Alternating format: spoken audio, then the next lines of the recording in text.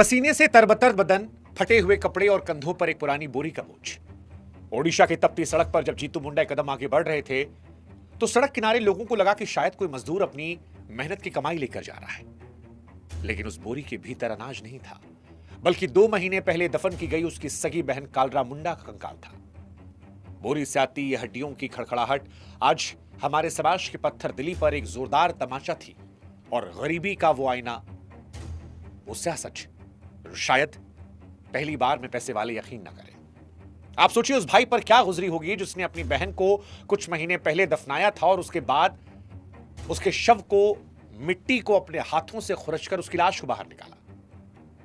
और इसकी वजह थी सिर्फ 19,300 रुपए। एक गरीब आदमी के लिए यह रकम कोई आंकड़ा नहीं है, उसकी पूरी जिंदगी है। क्योंकि बहन मरते मरते कह गई थी कि बैंक में उसके हक के पैसा रखा है, निकाल लेना भैया। बैंक की ऊंची दीवारों और फाइलों के बीच बैठे सिस्टम ने कहा कि या तो बहन को जिंदा लाओ या सरकारी कागज दिखाओ। अब जीतू के पास ना तो बहन को जिंदा करने की शक्ति थी और ना बार बार वो दिहाड़ी छोड़कर यूं चक्कर काट पा रहा था। उसके लिए इस बैंक में रखा पैसा उस पहाड़ जैसा था जिससे शायद वो चढ़ ही नहीं पा रहा, उस चोटी नहीं दिख रही थी। और थक हार कर उसने वो किया जिसने आज पूरे देश को हिला दिया है। उसने अपने बहन की कब्र खोदी, बहन की हड्डियों को सबूत बनाया, 5 किलोमीटर तक बोरी में रखकर उस बोझ को लाया। हर कदम पर वो हमारी बेशर्मी को कुचल रहा था। उसकी बहन ने कंकाल मानो चीख चीख कर कह रहा था कि इस देश में मरने के बाद भी चैन नहीं अगर आपकी जेब खाली है। आज इन तस्वीरों को देखकर देश विचलित है, आत्मा रो रही, क्योंकि जीतू ने अपनी बहन का कंकाल नहीं बल्कि मरी हुई इंसानियत का जनाजा अपने कंधों पर उठाया। सवाल उठा दिया कि कागजों की कीमत इंसान की जान से बड़ी है। ओडिशा की मयूरभंज की गलियों से निकलकर आज ये घटना हमारे फोन तक पहुंची, लेकिन सवाल फिर वही कि क्या इसने हमारी सोई हुई व्यवस्था को झकझोरा? बैंक के बाबू के लिए सिर्फ एक फॉर्म था वो, लेकिन जीतू के लिए उसकी बहन की आखिरी उम्मीद। हमारे देश में नियम इसलिए बनाए गए ताकि लोगों की मदद हो, लेकिन आज कई बार नियम मानवता से ऊपर हो जाते हैं। 19,300 रुपए के लिए एक भाई को अपनी बहन की लाश कब्र से बाहर निकालनी पड़ी। इससे शर्मनाक और क्या होगा? जिस हाथ में अपनी बहन की यादें होनी चाहिए थी, उस हाथ में उसकी हड्डियों का वजन था। इसे आप सिस्टम की सबसे बड़ी विडंबना कहिए। बैंक कहता है कि सबूत चाहिए तो चाहिए, इंसानियत मानवता मायने नहीं रखती है।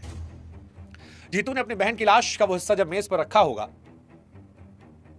आप सोचिए क्या रहा होगा उसके मन में। उसने तो मानो कह दिया कि इन हड्डियों से बड़ा कोई सबूत है। 19,300 रुपए, सोचिए गरीब आदमी के लिए उसकी मौत के बाद उसके संघर्ष की वजह बन गए। उसके मरने के बाद भी उससे अपनी पहचान अपनी हड्डियों के जरिए गवाही देनी पड़ी। ये घटना बताती है बैंक के नियम कितने उलझे हैं और आम आदमी को रास्ता दिखाने वाला कोई नहीं। ये घटना एक भारत में 2 भारत को दर्शाती है, क्योंकि जब हम पीछे मुड़कर देखते हैं 2 भारत नजर आता है। एक चमकता हुआ भारत जहां करोड़ों लोग एक फोन कॉल पर मिल जाते हैं, डिजिटल इंडिया का शोर, दुनिया की 5वीं सबसे बड़ी ताकत होने का ढोल, आलिशान होटलों में बैठकर करोड़ों की डील होती है, बड़े बड़े रईस बैंकों में हजारों करोड़ डकार कर विदेश भागते हैं, कोई नियम नहीं। दूसरी तरफ एक सिसकता हुआ भारत जहां जीतू जैसा इंसान एक मामूली डेथ सर्टिफिकेट के लिए दर-दर की ठोकरें खा रहा है, जहां बैंकिंग सुधार के दावों के बीच गरीब को अपनी सच्चाई साबित करने के लिए मुर्दों को कब्र से बाहर निकालना पड़ रहा है। यह भारत तरक्की की चकाचौंध से बहुत दूर अंधेरे में दम तोड़ रहा। इंटरनेट की रफ्तार तो है, लेकिन गरीब की पुकार सरकारी दफ्तर की सीढ़ियों पर चढ़ते हुए दम तोड़ देती है, क्योंकि सलाह देने वाला कोई नहीं। कैसी विडंबना है। मंगल ग्रह पर घर बसाने की बात कर रहे हैं, दूसरी तरफ एक भाई अपनी बहन की लाश के टुकड़ों को बैंक के दहलीज पर ले जाने को मजबूर है ताकि 19,300 रुपए मिल सके। ये विकास सिर्फ कागज पर है जिसका जमीन से कोई लेना देना नहीं। ये घटना आईना दिखाती है कि जब तक हमारी योजनाएं कागजों से निकलकर ऐसे लोगों के आंसू नहीं पूछते, तब तक सब झूठा है।